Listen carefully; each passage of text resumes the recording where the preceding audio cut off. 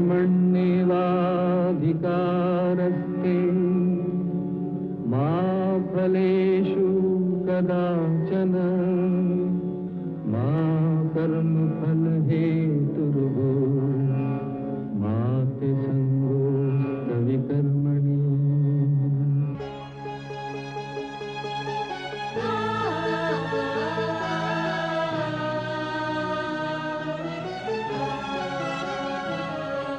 ये औरत है कुदरत का अनमोल तोहफा, ये ममता का सागर मोहब्बत का दरिया है, हर नस्ल हर देश पर कर्ज इसका बनाया गया, त्याग को फर्ज इसका। मगर इसकी दुनिया ने कीमत न जानी,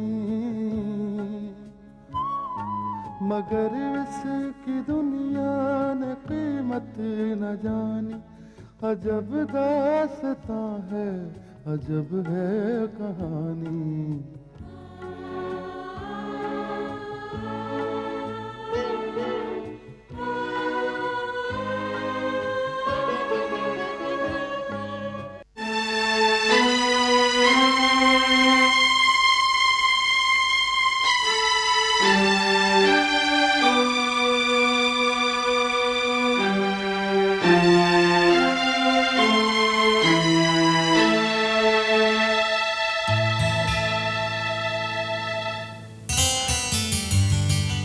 लगता है अल्लाह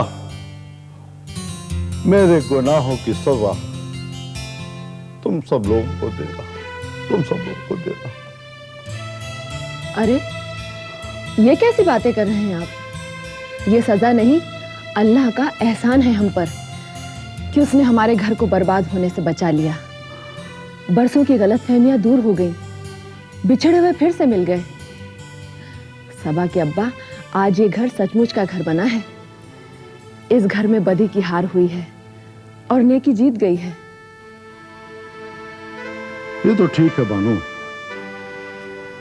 लेकिन इस उलझन को कैसे दूर किया जाए कि सबा नौकरी पर जाएगी या नहीं? सबा नौकरी पर जरूर जाएगी।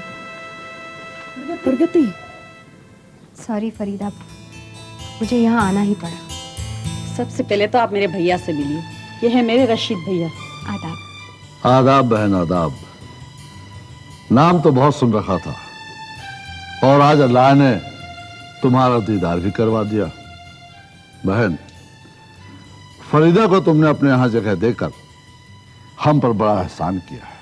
नहीं, मैंने किसी पर कोई एहसान नहीं किया है। अगर किसी ने एहसान किया है तो फरीदा ने मुझ पर किया है। दुनिया चाहे फरीदा को कुछ भी समझे, लेकिन मेरी नजरों में ये एक बड़ी बहन की तरह है। प्रगति बेटी, इतना बड़ा एहसान तो किया है तुमने हम पर कि हम तुम्हारे एहसान का बदला नहीं चुका पाएंगे। आंटी, ये आप क्या कह रही हैं? एहसान आदमी नहीं करता, अल्लाह करता है। उसी ने तो हम सबको मिलाया है। हाँ बेटी, इस घर का सुकून फिर से लौट आया। पर इस उलझन को भी तो सुलझा दो कि हम सबा को नौकरी पर भेजें या नहीं। यही कहने के लिए मैं आपके पास यहाँ आई थी। आप सबा को जरूर नौकरी पर भेजिए। पर इतना कुछ सुन लिया है उन लोगों के बारे में, उसके बाद भी नौकरी पर भेजें? आंटी, मैं सबा को ड्रेस डिजाइनिंग सिखाया करती थी। मुझे इस पर पूरा भरोसा है। ये नादान नहीं, समझदार लड़की है। अगर समझदार नहीं होती तो विनोद ठाकुर के अग्रीमेंट पर साइन करने से इनकार नहीं करती। ये और लड़कियों की तरह नहीं है। और आंटी, ये नम्रता और अधिकारी जिन्होंने ना जाने कितनी लड़कियों की जिंदगी बर्बाद की है, क्या आप नहीं चाहती कि उन दोनों को उनके किए की सजा मिले? बेटी, मैंने जब से नम्रता और जब्बार के बारे में सुना है, मुझे तो उनकी सूरत जहर लगती है। अल्लाह की लानत हो ऐसे लोगों पर। बस बेटी, मुझे तो इस बात का डर है कि कहीं वो मेरी बच्ची को अकेली पाकर। नहीं नहीं आंटी, आप फिक्र मत कीजिए। वो सबा का कुछ नहीं बिगाड़ सकते, और सबा वहां अकेली जाएगी ही नहीं। अकेली नहीं जाएगी, फिर कौन जाएगा इसके साथ? आंटी आप फिक्र मत कीजिए, मैंने सारा इंतजाम कर लिया है। संजय नाम का लड़का है, वो बिल्कुल मेरे भाई की तरह है। सबा की जिम्मेदारी मैंने उस पर छोड़ दी है। आप फिक्र मत कीजिए, फरीदा को बर्बाद करने वाले कभी आबाद नहीं हो सकते। हाँ बेटी, अब मुझे कोई डर नहीं है। सबा नौकरी पर जरूर जाएगी।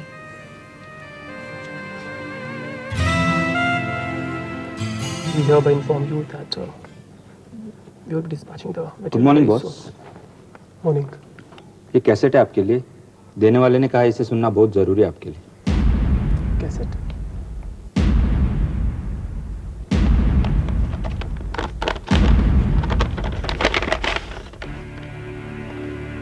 किसने दिया है कैसेट? जिसके पास आपके फोटोग्राफ्स है। तुम जा सकते हो। Thank you boss. विनोद साहब, क्या होगा कैसेट में? ये तो सुनने के बाद ही पता चलेगा। मैं जो कहता हूँ करता भी हूँ। देखिए हम दोनों क्या रिश्ता है तुम दोनों का? ये मेरे पति है। जी शी इज माय वाइफ। अच्छा अच्छा, ये तुम्हारी पत्नी है। तुम दोनों को ये पब्लिक प्लेस में ये सब करते हुए शर्म नहीं आती? चलो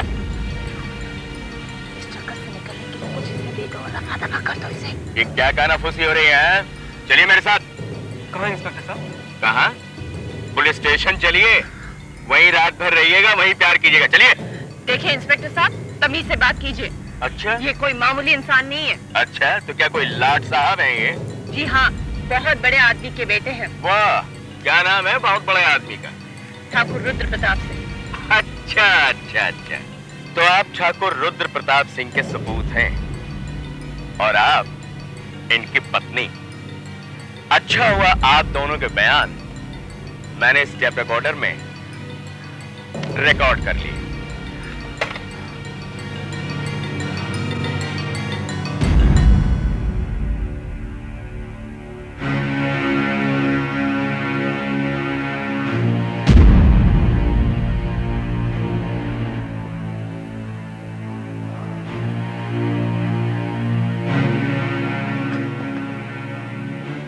विनोद साहब, आपको उसके धमकियों से डरने की कोई जरूरत नहीं।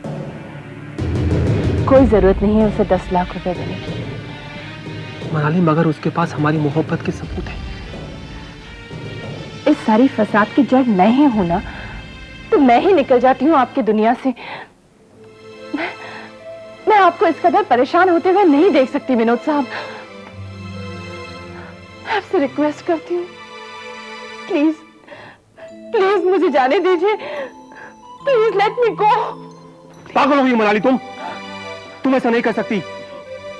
विनोद साहब, मेरी मोहब्बत आपको बदनामी और रुसवाई के अलावा और कुछ नहीं दे सकती। कुछ नहीं। नहीं, बहुत हो चुका, बहुत हो चुका विनोद साहब। मैंने फैसला कर लिया है, मैं ये नौकरी छोड़ रही हूं। नौकरी ही क्यों, मैं तो शहर को भी छोड़ने के लिए तैयार हूं। मनाली, तुम ऐसा नहीं कर सकती।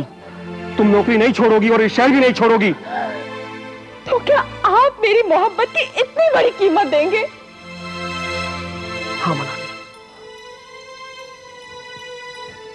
तुम बिल्कुल फिक्र मत करो। मैं किसी भी सूरत में उसे रुपया देने के लिए तैयार हूं।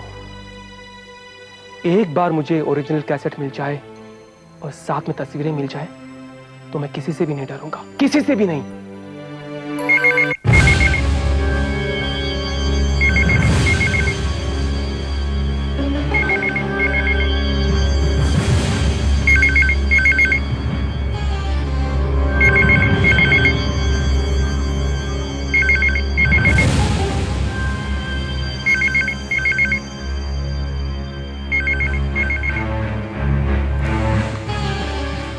हेलो, कौन?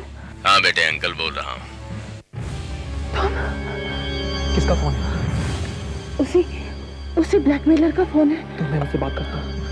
Hello hello. Mister Vinod Thakur, मुझे उम्मीद है आपने कैसेट सुन लिया होगा। हाँ सुन लिया। तो क्या फैसला किया आपने? रुपए दे रहे हैं ना मुझे, या ये कैसेट और फोटोग्राफ्स आपके ससुराल भिजवा दूं? देखो मैं इतनी बड़ी रकम तुम्हें नहीं दे सकता। ठीक है, अगर एक साथ नहीं दे सकते तो 2 किस्तों में दे दो। देखो 2 किस्तों में भी मैं ये रकम नहीं दे सकता।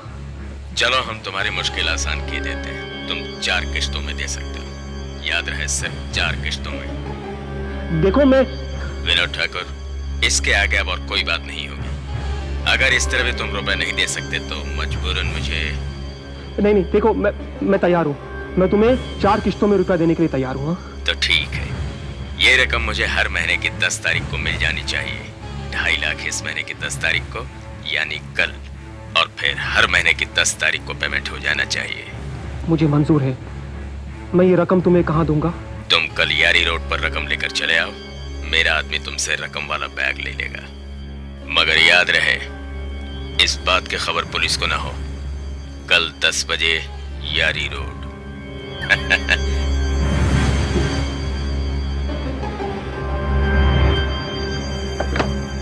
क्या हुआ? क्या कह रहा था वो? मनाली, उसने कल 2.5 लाख रुपए मांगा है मुझसे। Oh my God! Oh my God! Don't worry. This is part of the game. लेकिन इतना रुपया कहाँ से आएगा विनोद साहब? मनाली, तुम्हारे खातिर ये रुपया कुछ भी नहीं है। Oh, विनोद।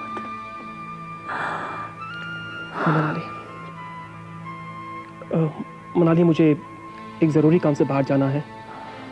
आज रिहर्सल भी है मॉडर्न हॉल में, तो मैं चलता हूँ। मैं आपकी परेशानी समझती हूँ विनोद साहब।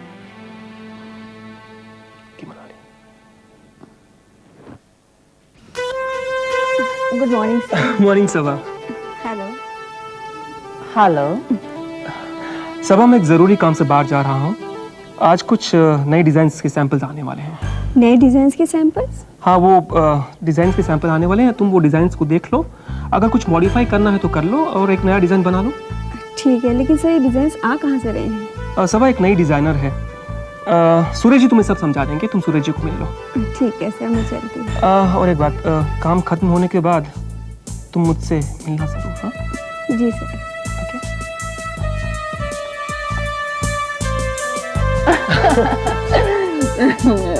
Bye bye.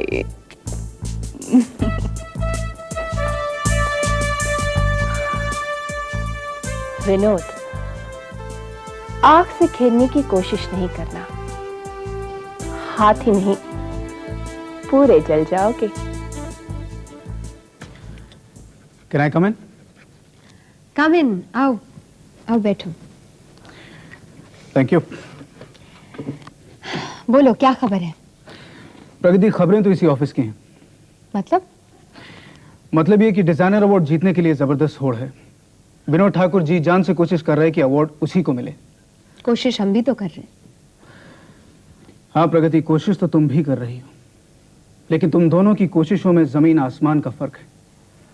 तुम चल रही हो सच्चाई के रास्ते पर, अपनी मेहनत और अपनी ईमानदारी के बल पर तुम इस अवार्ड को जीतना चाहती हो, और वहां पर विनोद ठाकुर, उसने दिन रात एक कर दिया। धोखा, बेईमानी, इन्फ्लुएंस, रिश्वत, इनमें से ऐसा कौन सा रास्ता है जो वो नहीं अपना रहा? तो तुम्हें क्या लगता है, जीत किसकी होगी?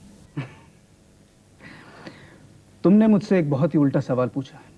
तुम्हें मुझसे पूछना चाहिए कि हार किसकी होगी? हार विनोद ठाकुर की होगी। हाँ प्रगति, लेकिन हमें विनोद ठाकुर से जरा बचकर रहना होगा, खासतौर पर जहां तक हमारे डिजाइन्स का सवाल है, उनको लेकर उसे भनक भी नहीं पड़नी चाहिए।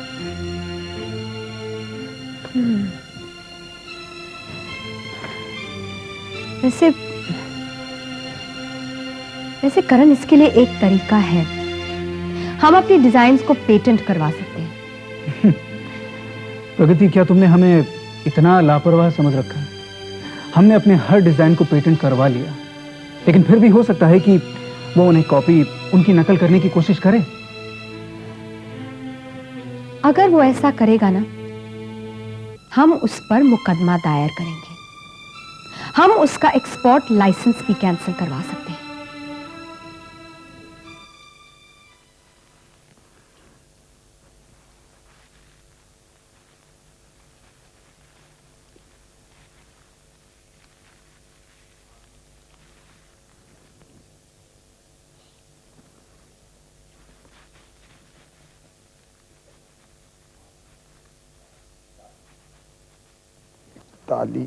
इकतालीस कुल डिब्बे 41। लो बोलो कर लो बात। जयराम जी की गुप्ता जी। जयराम जी के भैया। और सुनाओ, कैसा लग रहा है यहाँ काम करके? बस ठीक ही लग रहा है। तबीयत पानी ठीक है? हाँ, तबीयत पानी ठीक है। अब काम का तो ऐसा है भैया कि हम किसी काम के तो है नहीं। प्रगति बेटी ने हमें काम पर लगाकर हमारा बुढ़ापा सुधार दिया बस। लो बोलो कर लो बात। अरे प्रगति बहन तो पैदा ही हुई है एहसान करने के लिए। अब आप खुद ही बताओ, हाँ। इस उम्र में भला कहीं नौकरी मिल सकता है? नहीं भैया, कहाँ मिलेगी। बस गुप्ता जी एक ही बात का ध्यान रखना, हाँ, कि प्रगति बहन ने बहुत विश्वास करके आपको ये जिम्मेदारी की नौकरी दी है। उनके विश्वास को धोखा मत पहुंचाना। नहीं नहीं भैया, कैसी बात कर रहे हो। प्रगति बेटी का नमक खा रहा हूं मैं, उससे नमक हरामी नहीं करूंगा। गुप्ता जी, हम बड़ा मुंहफट आदमी हो। हाँ, जो मुंह में आया बोल दिया, बुरा मत मानना। नहीं नहीं भैया, हमने कोई बुरा नहीं। तो लो, ये डिजाइन के सैंपल्स हैं। हाँ। प्रगति बहन ने कहा है इन्हें बहुत संभाल के रखना। आप चिंता मत करो, मैं इन्हें जान से ज्यादा संभाल कर रखूंगा। तो हम चलता हूँ। अच्छा। जयराम जी के। जयराम।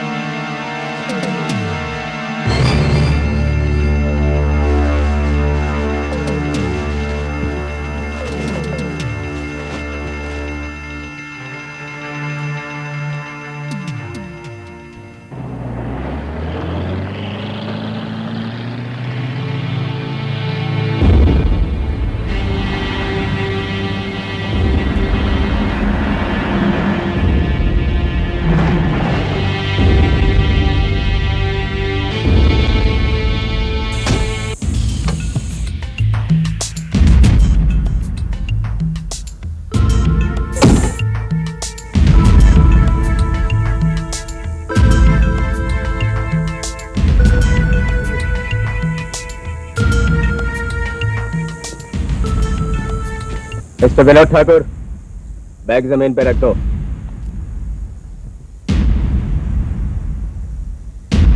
दो कदम आगे बढ़ो। क्विक। आ पीछे पलट कर देखने की कोशिश मत करना।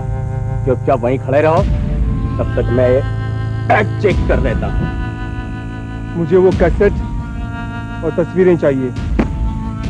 तुम्हारी वो कैसेट्स और तस्वीरें मेरे पास अमानत रहेंगी जब तक कि तुम मेरा फुल पेमेंट नहीं कर दो।